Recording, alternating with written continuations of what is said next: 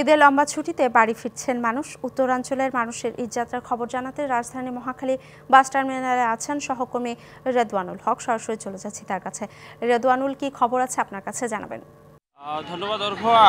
আমরা এখন রাজধানীর মহাখালীর বাস টার্মিনালে আছি। আমরা দেখতে পাচ্ছি যে ঈদে বাড়ি যাওয়ার জন্য এখানে সাধারণত উত্তরাঞ্চলের যে মানুষরা আছেন তারা এখান থেকে এই বাস টার্মিনাল থেকে তারা বাড়ি ফেরেন, কিন্তু এখানের যে অবস্থা আমরা দেখতে পাচ্ছি যে অনেক মানুষ সকাল থেকে লাইনে দাঁড়িয়ে আছেন, কিন্তু আসলে তারা টিকিট পাচ্ছেন না।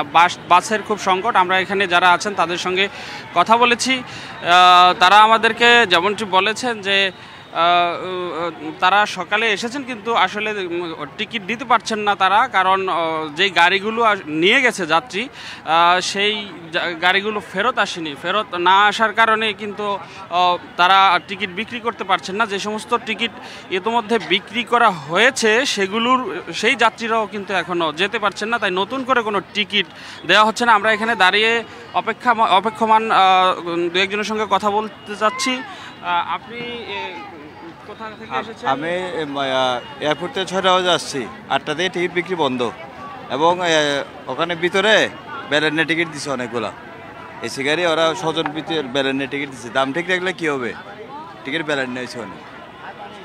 আচ্ছা, আমরা শুনলাম একজনের কথা। আমরা দেখতে পাচ্ছি এখানে কিছু নারীরা বসে আছেন, কিন্তু তারাও একই। আপনি কি টিকিট পেয়েছেন না পাননি? পেয়েছেন। কখন টিকিট পেয়েছেন? 8:15টার দিকে। এখনো গাড়ি আসেনি?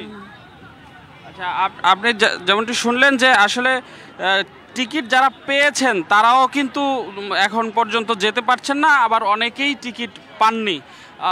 কারণ হচ্ছে আমরা কথা বলেছি যে যেই গাড়িগুলো গতকালকে গিয়েছেন সেই গাড়িগুলো এখনও ফেরত আসেনি, এমনটাই বলেছেন।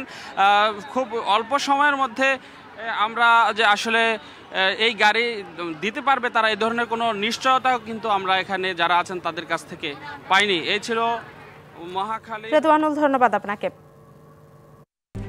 RICL TMX, যুগের পর যুগ স্থাপনা থাকে মজবুত।